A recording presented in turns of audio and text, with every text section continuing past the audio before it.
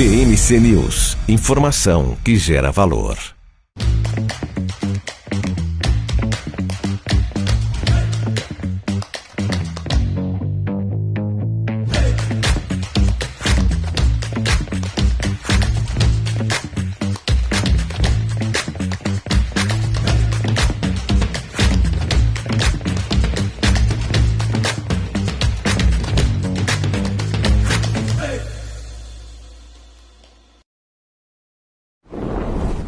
Notou a inflação explodindo recentemente? Preço da gasolina? O seu dinheiro está desaparecendo? Rentabilize suas criptomoedas com a Bybit Ganhos. Tudo isso em uma plataforma intuitiva, segura e dinâmica. Não perca mais tempo, porque tempo é dinheiro. Abra sua conta hoje mesmo. Bybit.com. As empresas que fazem parte do seu dia a dia estão em uma das maiores bolsas do mundo, a Nasdaq. E a boa notícia é que você pode investir nessas empresas diretamente pela Avenue, sua corretora nos Estados Unidos. Com os dados das ações dos Estados Unidos fornecidos pela Nasdaq em tempo real, o cliente Avenue pode acessar diretamente as maiores bolsas do mercado americano. Entre neste mercado de tecnologia e inovação. Acesse avenue.com.br/Nasdaq e seja bem-vindo ao mercado global.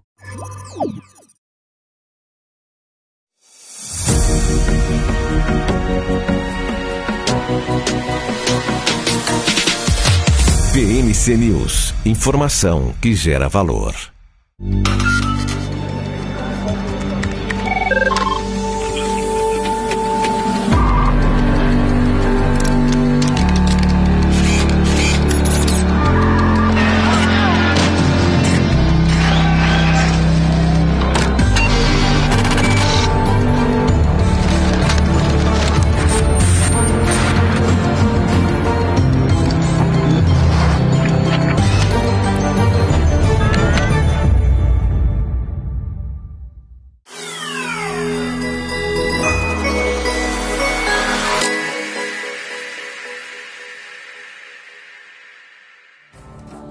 Olá pessoal, boa tarde, seja muito bem-vindo a mais um Você com Dinheiro, seu programa sobre investimentos aqui da BMC News.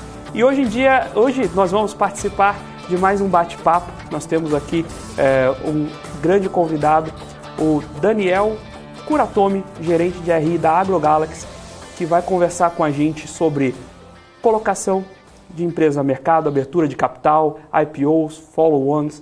Se a empresa, ele vai responder para a gente se uma empresa de capital aberto é sempre listada ou não, né? Aquela dúvida que a gente sempre tem. A gente vai bater um papo tanto sobre a AgroGalaxy, sobre o negócio em si, quanto sobre o processo de abertura de capital e como é ter uma empresa listada em bolsa, o que muda no dia a dia da empresa. Queria começar agradecendo aqui ao Daniel. Muito obrigado por aceitar o nosso convite, Daniel. Boa tarde, Felipe. Obrigado aí pelo convite, pela oportunidade.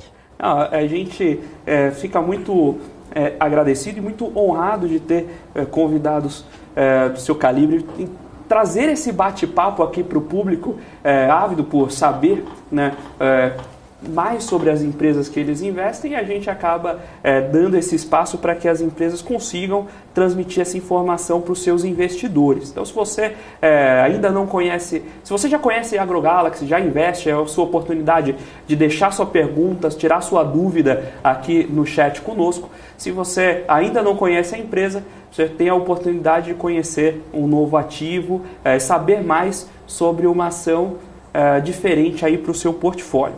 Eu queria começar com uma pergunta, que eu acho que é uma dúvida que muitos investidores têm quando chegam a primeira vez no case de AgroGalaxy.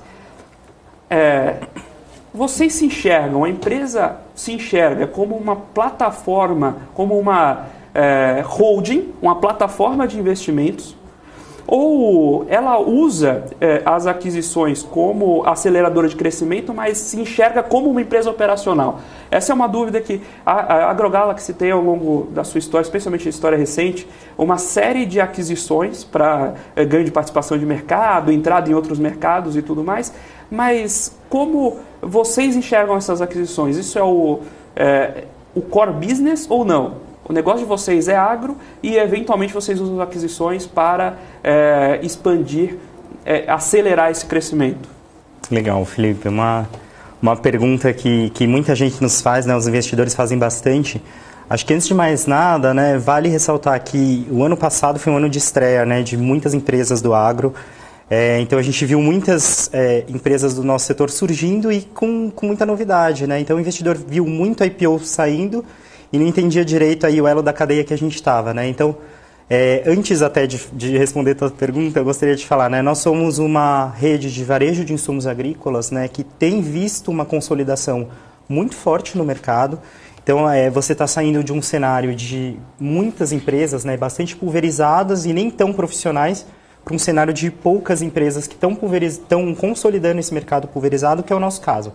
Tá? Então, assim, existem vários modelos, né, como você bem colocou, existe aquela empresa que, de fato, compra várias empresas, coloca num guarda-chuva e age como uma holding, mas nós não, nós definitivamente somos uma empresa que queremos adquirir companhias grandes e referência onde estão, né, em que a marca é forte, tem uma presença grande com o mercado, mas a gente quer integrar e tornar uma única companhia. Tá? Então, esse é um grande desafio, porque é um setor, de fato, que ainda possui uma certa informalidade, né? Não é um setor que você compra empresas que já tem uma baita estrutura administrativa dentro, dá um certo trabalhinho fazer, mas o caminho da companhia nesses 2 últimos anos, desde que a marca surgiu, é colocar todo mundo debaixo do guarda-chuva AgroGalaxy e ter a marca AgroGalaxy. É um processo que, claro, né, a gente respeita a marca, presença, cliente, tudo que essas marcas construíram ao longo de 20, 25 anos, para fazer isso gradualmente, né? Então, você nunca chega e troca simplesmente a marca. E a gente está fazendo isso num processo considerando cultura, pessoas, os CTVs, que são as pessoas que estão em campo. Tudo isso vai acontecendo gradualmente, mas estamos fazendo um excelente trabalho desde o IPO. Agora, deixa eu te fazer uma pergunta que eu sempre tive vontade de fazer para alguém que fez uma abertura de capital recente. O que mudou na vida da empresa? O que muda de rotina? O que vocês têm que fazer a mais? O que aparece de custo, de dor de cabeça diferente por a empresa passar a ser listada? Essa é uma pergunta. Assim, a RI, por exemplo, eu não existiria numa empresa. Né? Acho que a gente tem um custo, acho que administrativo e de governança que de fato surge, né? Quando uma empresa vai partir para a bolsa, tem uma governança para mostrar número, mostrar estratégia para o mercado, fazer todas as políticas que de fato o novo mercado exige, você tem um certo custo. Mas ao mesmo tempo você ganha uma escala muito relevante, né? A gente trouxe o dinheiro do IPO, já concluímos 3 aquisições após essa entrada desse dinheiro, e por isso você tem o pró e contra, né? Você tem um custo de uma estrutura maior, de fato, né? Administrativa, contabilidade, você tem que ter uma estrutura formal muito maior, um conselho, mas ao mesmo tempo você ganha muita massa, né? Então você consegue negociar melhor com os fornecedores, você tem um pouco mais de poder de marca com o seu consumidor também. Então, tudo isso vai ganhando uma escala que de fato, a gente acredita que muito mais pró do que contra, né? Você falou de muito mais pró do que contra. Esse é um ponto interessante. Você comentou que vocês trouxeram caixa e justamente tinham essa ideia de consolidação, acelerar os M&As. Olhando aqui com o dinheiro, pelo balanço de 30/6, a gente ainda não consegue ver o de 30/9, ainda há um caixa maior do que o volume de captura a mercado lá no IPO. Diante de todas essas dificuldades, assim, você começa, poxa, tem mais custo, tem que conversar com o investidor e tudo isso. Não dá vontade de repensar, se não fechar o capital de novo, recomprar as ações e voltar a ser uma empresa de capital fechado? Não, assim, acho que definitivamente é um caminho sem volta, né? Até porque pelo crescimento, né, que eu falei para você, a gente de fato fez essas 3 aquisições, né? Todo o dinheiro do IPO já foi empenhado nesses M&As, né? E aí o restante do caixa que eu tenho já está estabelecido o nosso plano de crescimento, a gente divulgou isso, né? Abertura de lojas orgânicas, esse ano vamos fazer 21 aberturas, o ano que vem de 25 a 30, no ano seguinte mais 25 a 30, esse plano foi divulgado. E de fato eu tenho um plano de crescimento que é impossível hoje eu voltar atrás, né? Pelo contrário, eu vou ter que voltar para o mercado. Se eu fizer algum outro M&A, eu já não consigo fazer com caixa que eu tenho. Caixa que eu tenho é para crescimento orgânico. Mesmo porque no ritmo de crescimento orgânico que eu tenho, né? Ou seja, só abrindo as lojas que eu tenho e o que o nosso mercado de insumos agrícolas cresce, e esse elo da cadeia que a gente está, que é o varejo, tem crescido bastante e, como eu falei, consolidado o mercado, então está pegando as pequenas, estão entrando aqui junto com as grandes. Isso é um caminho que exige capital. E numa empresa, né, todo mundo que investe, acompanha outros setores sabe, quando você está crescendo muito, você não consegue guardar o caixa, né? A empresa de crescimento não tem caixa para fazer M&A e outras coisas, a não ser que recorra ao mercado. E foi um caminho que a gente entendeu bem. A administração da empresa, conselho, nosso controlador, todo mundo soube lidar muito bem com isso e a estrutura já está bem organizada agora. Esse plano de permanência no mercado é importante. Os investidores sempre ficam receosos. Quando a empresa é mais jovem, puxa vida, e se ela fechar o mercado, às vezes um float pequeno traz esse alerta, se ela fechar capital, de repente eu não consigo sair da minha posição. Então é bastante importante a gente entender justamente esse posicionamento e o plano da empresa e por que é importante para a empresa permanecer nessa estrutura, tendo capital aberto. Aí, falando aqui em empresa de capital aberto, empresa listada, vou fazer uma pergunta que eu faço para os meus alunos nas disciplinas de análise fundamentalista e renda variável. Toda SA tem capital aberto e toda empresa de capital aberto é uma empresa listada ou não? Tem SA de capital fechado, tem SA de capital aberto que não é listada? Como é que funciona isso, Daniel? Não, Felipe, a gente dá risada, né? Os próprios RIs às vezes se confundem, mas pode existir de tudo, né? Se você é uma empresa de capital aberto, não necessariamente você é listada, né? E muitas empresas nessas janelas de IPO último fizeram isso, né? Elas tentaram fazer abertura de capital e listar na bolsa, às vezes você não teve a demanda para listar na bolsa, mas você já fez todo o processo de abertura de capital na CVM, que foi exatamente o que a gente fez. Quando a gente teve a demanda lá no meio ano depois, a gente fez a listagem. Então, é possível ser aberto sem ser listado. Até você pode tanto ser aberto sem ser listado para esperar, né, esse período, né? Então você já fez uma etapa do processo e não segue adiante, ou simplesmente você deixa lá para emitir outros títulos, né? Debêntures. Exato, e o ganho é esse, né, Felipe? A gente acha que até no nosso setor, por ser novo na Bolsa, a gente falou, vamos fazer o papel de educar, né? Vamos continuar divulgando o resultado, mostrando para o pessoal que a gente está entregando aquilo que a gente falou que ia entregar, para quando chegar a hora certa a gente conseguir listar. E essa é até uma outra coisa que eu queria te comentar, né, naquela pergunta sua de fechamento de capital. A saúde financeira da companhia está indo super bem, né? A gente mostrou no nosso Investor Day que, contra o consenso de mercado da Bloomberg, a gente já apresentou em 21 uma receita 30% maior, que foi muito próximo do IPO que eu fiz. Ou seja, o mercado estava muito alinhado com o que a gente estava falando e estava fazendo. Mesmo assim, a gente entregou 30% a mais. Depois a gente fez mais 3 M&As. Então, com certeza, acima do consenso aí, a gente está vendo, acompanhando, né, esses 12 últimos meses, já estamos acima também. Então, o resultado está sendo entregue, o que o mercado precisa ter segurança é de que esse é um setor estável. E é importante ressaltar que todas essas empresas que entraram no nosso portfólio, as 8 que compõem as 8 marcas, elas têm 20, 25 anos de mercado. Então, mostra a resiliência do setor de fato, né? São empresas que vivem há muitos anos nesse setor. O pessoal está trazendo uma pergunta aqui, mais precisamente o Igor Moraes, sobre as margens líquidas da empresa nesse momento. A gente sabe que as empresas de varejo elas têm uma estrutura de margem diferente, né? Não Sim. tem jeito. O que você pode comentar sobre esse ponto? Olha, Igor, assim, realmente o nosso... É Igor, né? Que perguntou? Igor Moraes.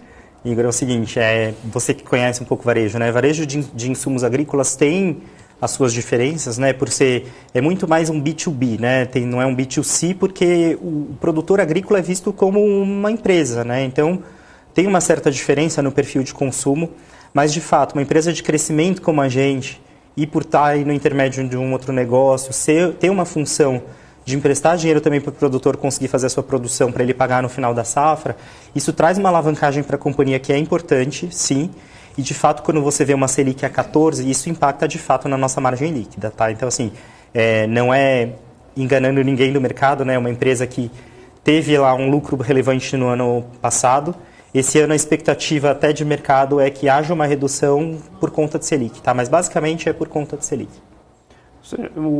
Tem uma estrutura operacional que de fato tem um modelo diferente, não dá para comparar uma empresa de varejo, ainda mais varejo varejo em atacado, porque você está vendendo, mas não, você está vendendo em atacado com uma empresa de tecnologia, por exemplo. E aí você tem esses ajustes que a gente comentou nos programas passados também, impacto de taxa de juros no modelo de negócio das empresas. E aí, eventualmente, até vale a pena a gente ir olhando outros indicadores operacionais para tentar separar um pouco operação e estrutura de capital. Agora, vamos lá, falando dos M&As ainda. Né? Você comentou de 8 aquisições recentes. De fato, desde 16, 17, nos últimos 5 anos, a empresa já vinha num ritmo acelerado de M&As. Agora a gente teve o IPO, esperava-se, e normalmente, que parte do caixa do IPO fosse justamente para esses M&As. Você já compartilhou conosco que foi o que aconteceu. Exato. Esse ano teve lá a aquisição da Agrocat, mas a ideia agora é frear um pouco, Daniel, ou não? Vocês estão caçando coisas e o pessoal já pode se preparar para um follow-on, porque tem muito projeto na manga. Como vocês enxergam o momento hoje? É consolidação do que já foi adquirido ou ainda é hunting season? Acho que tem um ponto importante, Felipe. A gente tem 2 pontos aí nisso de aquisição, né? O primeiro deles depois dessas 3 aquisições pós-IPO, era a hora de organizar a casa, né? Então eu tinha toda a estrutura de IPO, tudo que eu tinha que fazer como companhia listada, as obrigações, falar com o investidor, tudo era muito novo, né? A gente teve uma troca recente de CEO também, e fazer as integrações das empresas. Então, de fato, fazer uma integração, né? Não é só chegar lá e trocar a bandeira da porta, né? Isso é muito fácil, você tem que mudar a cultura, tem que implementar isso com a sua força de vendas para que ela... A gente não pode ser, né, no nosso negócio, não é uma venda de produtos de prateleira, né? Você não coloca lá todas as marcas e o produtor vai lá e compra. Você tem que ter serviço, você tem que ser focado no cliente e ajudar ele a melhorar a jornada de produção dele, né? Então, de fato, você tem que fazer com que toda a sua força de trabalho caminhe na mesma direção. Isso já é difícil, né, por si. Você precisa fazer isso, fora as estruturas formais. Eu tenho que ter uma contabilidade única, eu tenho que ter um financeiro único, eu tenho que ter uma política de remuneração única. Então, tudo isso trouxe um desafio grande, que todo mundo já sabia, né, na época do IPO. Foi ano de realmente organizar a casa, a gente já tinha sinalizado isso, até pelo dinheiro do IPO. E, em segundo lugar, né, a gente teve um ano com preço de insumos agrícolas muito alto, né? Isso foi trazido por diversos fatores, dentre os quais guerra da Ucrânia, teve uma escassez de um químico aí famoso, o herbicida que vem da China, também teve escassez, teve um aumento de preço bem relevante no mercado.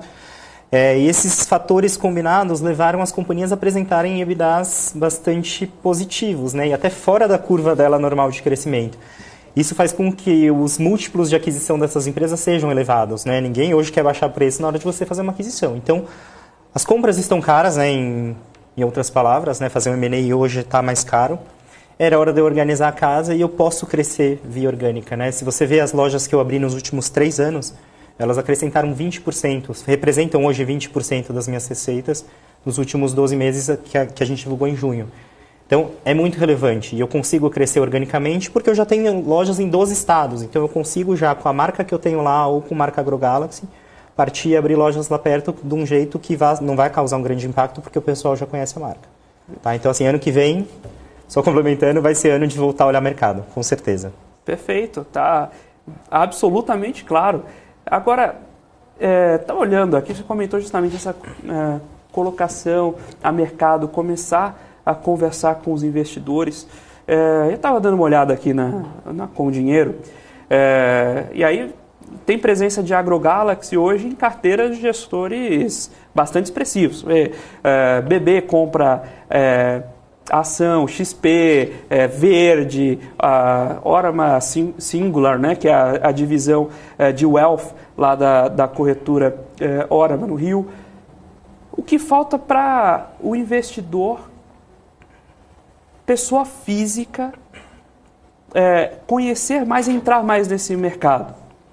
Olha, para conhecer, Felipe, você, por exemplo, é um que está ajudando a gente, né? A gente procura ser um RI muito ativo, a gente procura trazer o management também para perto, né? Nossa diretoria é muito comprada, né, em aparecer para o mercado, então a gente pede para eles aparecerem em Investor Day, pedem para dar entrevista onde tiver que aparecer, para a gente conseguir difundir o que é a empresa, né? De fato, uma empresa, poxa, todo mundo sabe que o agro é motor da economia brasileira, mas todo mundo, quando fala em investimento, tem um pouco de medo de olhar, né? Porque fala, pô, tem risco climático, é um negócio que eu não conheço muito, porque commodity tem muita oscilação. Então, a gente quer educar o mercado e a gente sabe que demora, mas é um trabalho que a gente quer trazer, quer mostrar pouco a pouco. E, assim, acho que o pior, né, nesse caso de liquidez, é que a gente fez uma oferta 476, que era uma oferta restrita para investidores qualificados. Então, durante 15 meses ficam restritos os papéis para a pessoa física de varejo, né? Então, você tem que estar lá um patrimônio investido de R$1 milhão para poder comprar a AgroGalaxy, mas a partir de janeiro essa trava sai. Então, esse trabalho, e a gente percebeu no IPO, não é você, a hora que destravar, você sair, olha, eu sou a AgroGalaxy, né? Então, esse trabalho a gente está fazendo há muito tempo, para a hora que destravar, o mercado já ter esse conhecimento de quem somos. Tem que ir preparando antes o investidor a conhecer o negócio, né? Preparar na cabeça dele a AgroGalaxy como uma alternativa de investimento. Né? É isso aí. Eu queria bater mais um papo com você sobre essa questão da participação do agro na Bolsa e as alternativas de investimento. A gente teve recentemente aqui com o André, da Mave Capital, André Ito, falando sobre Fiagros e como a gente tem uma participação muito importante do agronegócio na economia, mas ainda tem uma dificuldade de encontrar ativos como ele, como a AgroGalaxy, como um Fiagro, para acrescentar o agronegócio na sua carteira. Sim. Eu queria ouvir um pouquinho da sua opinião sobre o que falta e como promover esse mercado, mas antes eu vou chamar um breve intervalo, a gente tem 1 minutinho e já volta com mais Você com Dinheiro.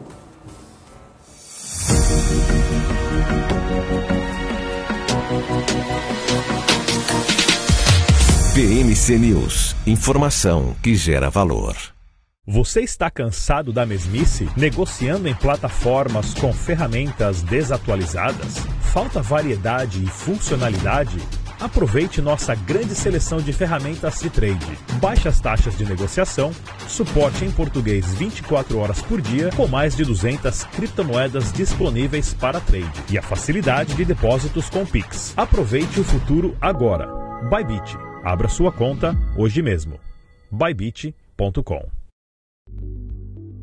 Gente, quinta-feira é dia de Papo de Dinheiro e olha, o papo dessa quinta tá sensacional, imperdível. Nós falamos tudo sobre renda fixa, taxa Selic, Copom, Banco Central e fizemos isso com a Marília Fontes, cofundadora da Nord Research. É isso aí, 5:30 da tarde, não percam. Vemos vocês!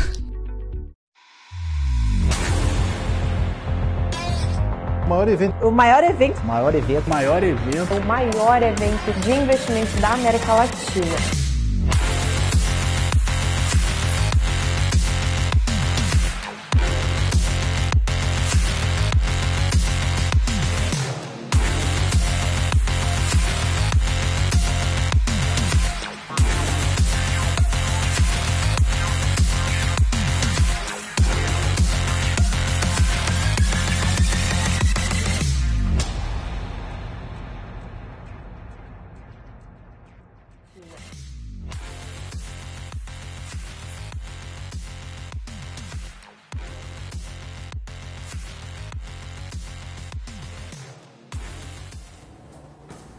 Olá pessoal, estamos de volta com o segundo bloco de Você com Dinheiro de hoje, com a participação mais especial da AgroGalaxy, batendo um papo com a gente tanto sobre o setor de agro na Bolsa, quanto o processo de abertura de capital de uma empresa na B3. Então, quais dificuldades a gente encontra, como a gente tem que se preparar. E antes de sair para o primeiro intervalo, eu deixei uma pergunta aqui para o Daniel, e eu queria que ele nos ajudasse a responder.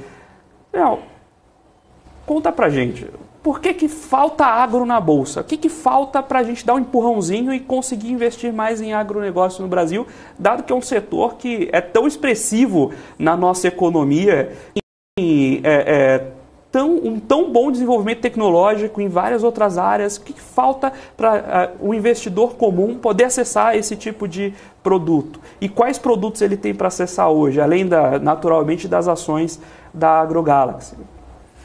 Acho que, Felipe, uma coisa que a gente viu muito já e todo mundo fala muito, né?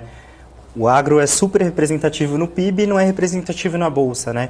Acho que um ponto que já ficou claro é que na parte de crédito já tinha disponibilidade de alguns papéis, né? Então, tinha tanto título de governo que era ligado a agro, você poderia investir em um título privado ligado a agro, um empréstimo bancário, tinha uma série de papéis que estavam ligados a agro.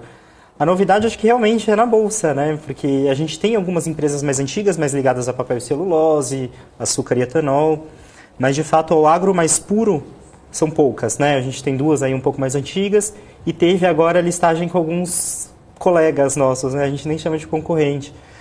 Tem um que faz uma coisa muito parecida com a gente no Sul, e tem outros 2 que não fazem, são fornecedores de produtos agrícolas, que podem ser nossos fornecedores, por exemplo, para que a gente chegue no varejo e venda esse produto deles, né? A gente acha que o que falta muito era conhecimento, né, primeiro de mercado. O próprio agro conseguia crescer sem precisar ir ao mercado, né? Então, assim, o próprio crescimento que eles tinham lá, o dinheiro que eles geravam, eles conseguiam ir atendendo às suas ambições. O que a gente tem visto, principalmente no setor de varejo de insumos agrícolas, é de fato uma consolidação muito forte, né? Então, o player que tem dinheiro de fora, ou tem um controlador americano, ou europeu, não sei, pode conseguir um dinheiro de fora, né? O brasileiro, ele resolveu ir para a Bolsa. E aí, assim, foi realmente um papel desbravador, né? A gente acha que faltava esse papel de ter coragem de ir lá, né? Um papel de consolidar.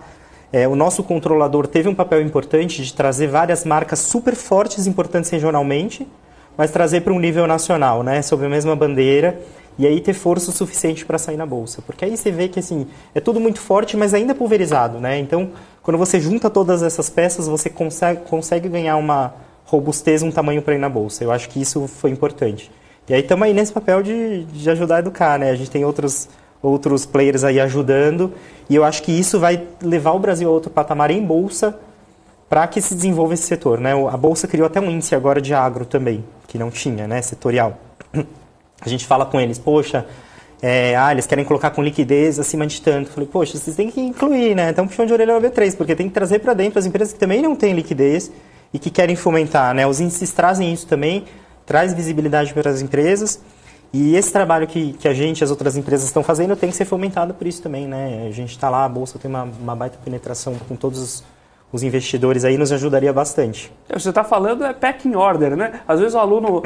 professor, você está fazendo packing order, que esse termo, ninguém no mercado vai usar isso aí, ninguém olha esse tipo de coisa. Não, pelo contrário, né? Esse é o processo de tomada de decisão de como você vai se financiar no dia a dia da organização, acontece exatamente assim. Se você consegue ir crescendo o nível que você espera com financiamento próprio, você demora um pouco mais de ir ao mercado. Né? E aí o agro, com suas margens nos últimos tempos crescendo, eles conseguiam ir girando a roda de investimentos. É o que você está falando agora que, poxa, uma janela de entrada do agro na Bolsa é justamente o processo de consolidação. Então, é olhar para o lado e falar, poxa, como é que a gente pode acelerar esse processo todo em conjunto, né? E aí vale, de novo, esse exercício também com o pessoal da B3 de acelerar da liquidez, da visibilidade para essa bolsa, assim como a gente tem bolsas especializadas em tecnologia no mundo, a gente pode ter aqui um canal bacana para agronegócio. Pessoal, deixem a sua pergunta para o pessoal aqui da AgroGalaxy, traga as suas questões, compartilhe conosco suas dúvidas e propostas, que a gente está aqui justamente para esse bate-papo, para ir alimentando vocês com essa informação. E não deixa também de largar o seu like ali, quem está acompanhando a gente no YouTube, deixa o seu joinha, é bastante importante para que a gente continue desenvolvendo o trabalho. Vamos lá. Além do M&A, para aumento, né, dessa participação na cadeia agro tradicional, a gente vê um movimento da AgroGalaxy em várias iniciativas. Eu entrei lá no site da AgroGalaxy, antes aqui do bate-papo, e você tem conteúdo para o mercado, você tem quiz, você tem vídeos trabalhando algumas perspectivas. Como vocês enxergam essas iniciativas macro dentro da AgroGalaxy? Tem a ideia justamente de se transformar num hub? Como funcionam essas iniciativas extra cadeia de varejo para vocês? Felipe, antes, eu só queria complementar a sua última pergunta, que eu esqueci de falar de um tema. Por favor. A gente sempre brinca lá, né, que a IPO você não faz quando você quer, né? Você faz quando tem mercado para fazer. Então, assim, acho que só para colocar que o nosso setor não é que surgiu de repente como consolidado e que está apresentando resultados há muito tempo, né? A Bolsa passou muitos anos sem você ter muitos IPOs, né? Essa era realmente quem era muito grande ou conhecido que saía, e aí a gente passou nessa janela aí que muitas empresas saíram. A gente aproveitou isso aí também, né? Já estava ficando pronta, mas a gente teve que esperar o mercado estar pronto também. Agora, com essa sua pergunta de atuação, acho que o nosso negócio tem uma particularidade grande, né? Todo mundo pergunta de concorrência, como você se diferencia, porque você não é simplesmente, como eu coloquei, né, um mercado, uma prateleira que você vai lá e pega um saco de fertilizante, né? É toda uma jornada com o seu cliente que você vai ter que desenvolver, você desenvolve digital. E digital no nosso negócio não é o que todo mundo imagina, né? Que é você ter um site que você vai comprar, ou ter um marketplace que você vai lá comprar. Não é assim que você agrega valor para o nosso cliente, né? Então você tem que oferecer outras coisas. Você tem que oferecer serviços que levem ele para aquela jornada de produzir mais e no nosso mote é produzir de um jeito mais sustentável também, né? Então, sem perder produtividade, obviamente, né? Sem ter que investir mais e colher menos saca, o produtor fazer essa jornada conosco. Então, isso envolve digital. Eu preciso ter, como você colocou, né? A gente tem uma associação com o Hub de Inovação, que é exatamente para trazer iniciativas de startups, para ver se a gente consegue multiplicar isso no campo, levar isso para o produtor, porque eu, como varejo, não tenho simplesmente o papel de colocar o produto lá. É você levar esse tipo de coisa e ver se eu consigo multiplicar com a estrutura que a gente tem hoje, de 23 mil clientes, levar para o cara isso que tem de novidade, né? De repente é algo que pode ser replicável no campo e que a startup não tem essa capilaridade, né? Nem conhece os clientes para saber levar. Então essa nossa expertise é super importante para levar esse tipo de inovação. E um exemplo que eu dou a gente tem uma empresa de agricultura de precisão que foi muito importante nesse momento de falta de fertilizantes, por exemplo. Porque via aplicativo do AgroGalaxy, o produtor conseguia ver por talhão onde ele tinha que aplicar determinado tipo de fertilizante. Isso significa o quê? O cara otimiza muito o uso dele, eu ajudo o produtor a não gastar e ser inteligente na propriedade dele com uma tecnologia nossa. Então é disso que a gente fala, né? Não oferecer o produto. O produto ele pode encontrar em qualquer outra revenda. Ele tem que ter o diferencial, que ele sinta que ele está tendo uma experiência especial e que a gente trabalhou naquilo e vai apresentar o resultado sem ele ter que ficar testando, né? A gente vai testar para ele antes. Bacana. Eu quero voltar na pergunta que eu fiz, mas que o pessoal trouxe um ponto que eu acho que vai ser legal responder também sobre política de dividendos, né? Se existe a ideia de ter uma política de dividendos, que aí entra de novo naquela questão do ciclo de vida da empresa e dos financiamentos de projeto, né? Você pode comentar um pouquinho a história da política de dividendos e o momento da AgroGalaxy, por que eu imagino sua resposta, e de porquê dessa ponte, né, entre o momento da empresa versus a política de dividendos? Você já sabe a resposta, mas eu vou falar, né? A gente segue a lei das SAs, né? Nossa política é de dividendo mínimo de 25% do lucro líquido. A gente apresentou um lucro relevante no ano passado, já distribuímos dividendo no ano que a gente fez o IPO. Mas é importante destacar, né? Nós somos uma empresa de crescimento. Todo mundo conhece aí, né, os perfis, quem investe um pouco mais conhece um pouco mais os perfis de empresas que estão aí na Bolsa, né? Tem empresa de crescimento, empresa de dividendos, e nós somos hoje uma empresa de crescimento. Então, o capital que a gente tem hoje, a gente acha que tem um uso melhor você investindo no crescimento, né, via M&A, abertura de loja, seja o que for, do que sair distribuindo dividendos para a companhia. A gente vai distribuir, óbvio, o obrigatório, mas não é o foco hoje, tá? Então, assim, eu sei que todo mundo gosta de dividendo, mas eu tenho que ser honesto, né? O nosso é 25% por enquanto. Se sobrar, se a gente conseguir, a gente vai distribuir. Mas é um investimento que tem que esperar um pouquinho mais, né? Porque, de fato, você não vai escolher não crescer, porque daqui 2, 3 anos você vai ficar para trás, né? É um mercado que cresce, eu preciso, no mínimo, acompanhar, mas não é o que a gente quer, né? A gente quer crescer, então, de market share. Então, isso aí depende de investimento, né? Então, de fato, é isso. Por enquanto, é o 25% mesmo. Então, perfeito. Excelente resposta. É muito isso mesmo. É momento de empresa e desenho de estrutura de financiamento. Pessoal, eu queria voltar lá na pergunta sobre os outros projetos AgroGalaxy, mas antes disso eu vou chamar um breve intervalo comercial, mais um minutinho e a gente já volta com o terceiro e último bloco do Você com Dinheiro.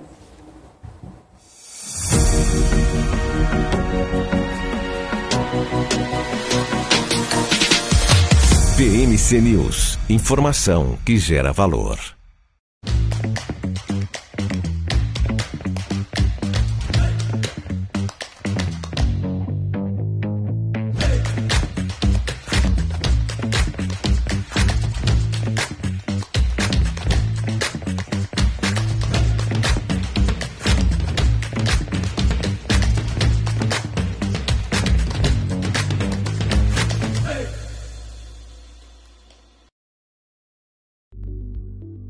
Gente, quinta-feira é dia de papo de dinheiro e olha, o papo dessa quinta tá sensacional, imperdível. Nós falamos tudo sobre renda fixa, taxa Selic, Copom, Banco Central e fizemos isso com a Marília Fontes, cofundadora da Nord Research. É isso aí, 5:30 da tarde. Não percam. Vemos vocês!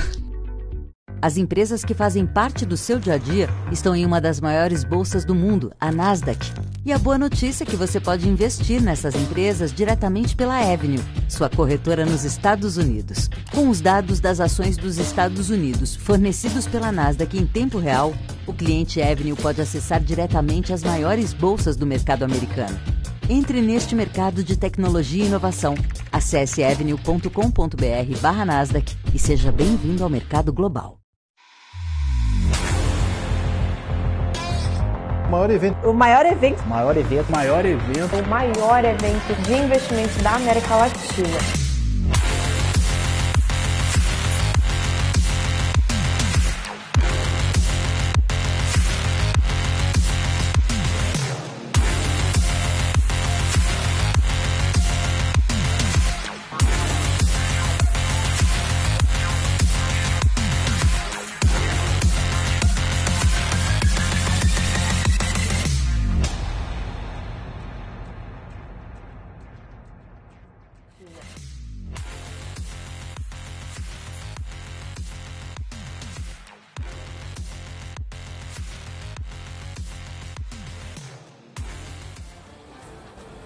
Olá pessoal, estamos de volta com o terceiro e último bloco do Você com Dinheiro.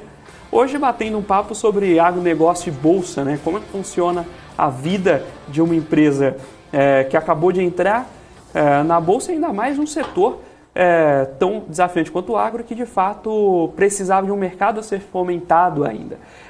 E eu tinha feito uma pergunta aqui logo antes do intervalo, sobre a participação da empresa em outros projetos, que não só a cadeia regular da AgroGalaxy no processo de cultivo, que é basicamente o papel de intermediação, né, o atacado, a venda em atacado. Mas o que mais a gente tem tido de iniciativa? Eu vi que no site de vocês tem agora até um seguro, não é isso? A ideia é usar esse contato com o cliente para disseminar outros produtos dentro da cadeia agrícola. Como funciona isso, Daniel? Felipe, tem essa associação de serviços, né, que eu coloquei nos outros blocos, é super importante para o nosso negócio. Então, desde você oferecer, né, o serviço de grãos, comercialização de grãos para o nosso produtor, que não é o coração do negócio, né, não é aquilo que traz margem para a gente, mas a gente sabe que o produtor precisa, principalmente no sul do Brasil. Ele, primeiro, né, não tem acesso a um preço que um produtor grande tem se ele for vender para uma trader de grãos. E conosco ele acumula lá, a gente acumula de todos os produtores e vende como um pacote único. Então esse tipo de serviço faz diferença, né? O produtor no sul também é menor, então ele não vai ter um silo na propriedade dele. E aí ele usa os silos da companhia. Então esses serviços acessórios com hub de inovação, associação de seguros que você colocou é importante, né? A gente fez uma parceria com a Alper, que é uma empresa listada também, para oferecer seguros de forma mais estruturada para o nosso produtor, né? Então, assim, isso mitiga risco para a gente e para eles também, né? Que a gente sabe que todo mundo coloca isso, né? O maior risco do agro é risco climático. Então, muitos dos produtores que estão em regiões que têm maior risco têm que fazer esse seguro e a gente incentiva e oferece isso para ele. Ele, inclusive, consegue comprar isso pelo aplicativo, cotar e comprar pelo aplicativo. Isso é bastante importante, né? Às vezes ele não precisa ter o trabalho de esperar o CTV chegar lá ou ligar para o cara para pedir uma cotação. Ele consegue fazer isso pelo aplicativo também. E hoje, né, dos nossos quase 23 mil clientes, a gente tem aproximadamente 6 mil que já acessam o aplicativo. Então, de se imaginar, né? Todo mundo tem aquela imagem de que o agro não usa tecnologia, não tem acesso. Tem sim. Usa e está com vontade, está mudando. E a gente está acompanhando para atender esse cliente.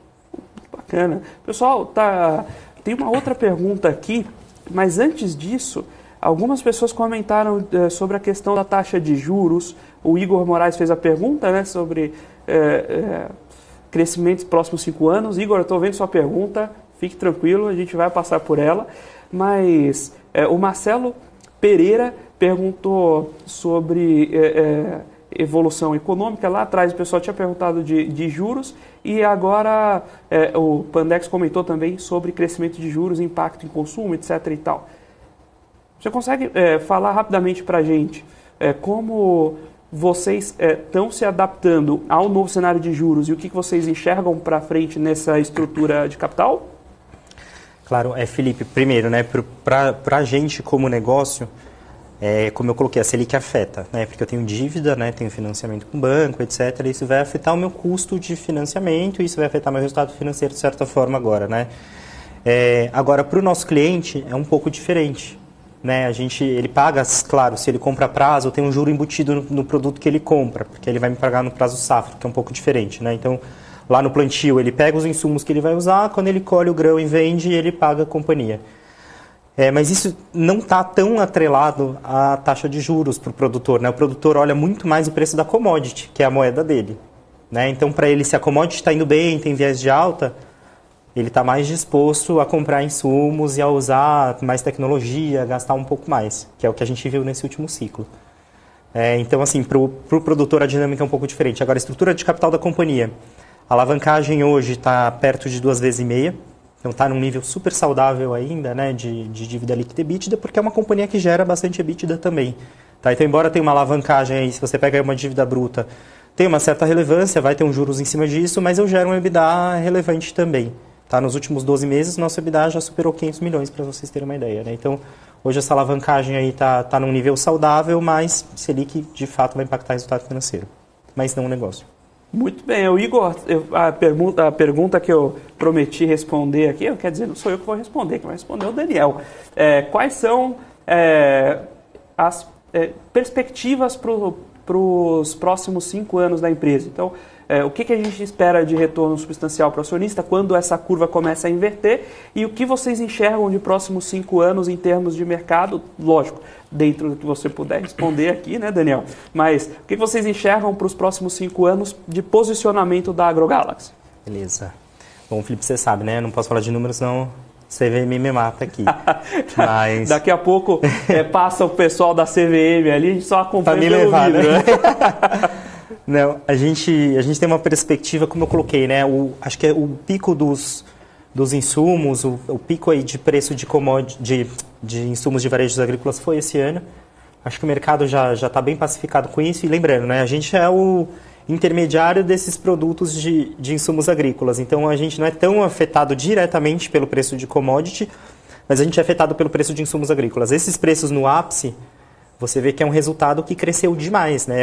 Hoje o mercado de insumos agrícolas está estimado em 250 bilhões. Isso estava esperado para 2029. Ele adiantou muito com esse aumento de preços. Isso significa o quê? O ano que vem eu vou ter uma queda leve em reais. Mas se você compara com o ano anterior, é uma alta relevante, né? Então, assim, esse ano foi atípico, né? 22, ano fiscal. Mas se você pega aqui para frente, é uma perspectiva de alta, de fato, né? Desse mercado. E qual que é a estratégia da companhia para se manter nesse cenário rentável, aumentar receita, continuar crescendo mesmo tendo uma queda de preços? Expandir mercado. A gente já está com esse plano de abrir lojas, né? 21 lojas esse ano, de 25 a 30 no ano que vem e no próximo também, que é uma estratégia bastante agressiva se você for olhar para o passado da companhia, né? Era mais tímido, abria 10, fazia uma aquisição aqui e outra ali, mas a gente está com um plano de crescimento muito mais relevante. E melhorar o mix e aumentar a produtividade do nosso vendedor, né? Então, tudo isso combinado com o tamanho que eu tenho, profissionalização do tamanho que eu estou, o protocolo de vendas que eu tenho, a gente vai conseguir chegar onde quer. Então, assim, tem todo um oceano azul. A gente estava falando aqui, né, Felipe, que o mercado de insumos ele é muito pulverizado ainda, né? A gente tem 2 maiores players que incluem a gente, dominam, sei lá, 9%, 8% do mercado, já com um certo grau de formalização. O caminho é a consolidação, mas eu tenho poucos players que estão preparados e estão fazendo isso, que é o nosso caso. Então, além de tudo, tem um espaço muito grande para consolidar e formalizar ainda mais esse setor. Muito bem, o Igor perguntou aqui, o mesmo Igor, sobre impacto de cenário político na empresa. Isso tem impacto mais expressivo? Não? Vocês já estão preparados mais ou menos para o cenário que a gente encontrar na segunda? O agro se mostra resistente já há algum tempo, né? Acho que é indiferente, assim, o agro é um setor da companhia que ninguém vai mexer, todo mundo sabe que, como a gente falou, né, é clichê, mas é o motor da economia brasileira e, de fato, vai ter que continuar sendo, né? As perspectivas de que aumento de consumo de commodities agrícolas, né, soja e milho, que nada mais do que alimentam as proteínas que o mundo consome, são cada vez mais necessários. E o Brasil tem um papel extremamente relevante nesse cenário. Ou seja, né, você está falando de alimentação mundial, né? Então, assim, de fato, ninguém vai mexer com agro. Acho que para a gente vai ser indiferente. O nosso negócio continua crescendo, está bem consolidado e acho que não vai balançar nada com a eleição. Maravilha. O Leonel Moleiro, que estava aqui conosco na terça-feira, falou que as galinhas, os frangos, são milho com penas, né? Então, no fim do dia, o que a gente precisa é, de fato, grão. E isso gira em torno... todo o negócio gira em torno disso. Agora, tem uma pergunta que eu preciso fazer como investidor, né? A ideia do programa é justamente levar esse bate-papo com o investidor para conversar com o RI das empresas. Por que ter a AgroGalaxy na carteira? O que me faz ter a AgroGalaxy na carteira?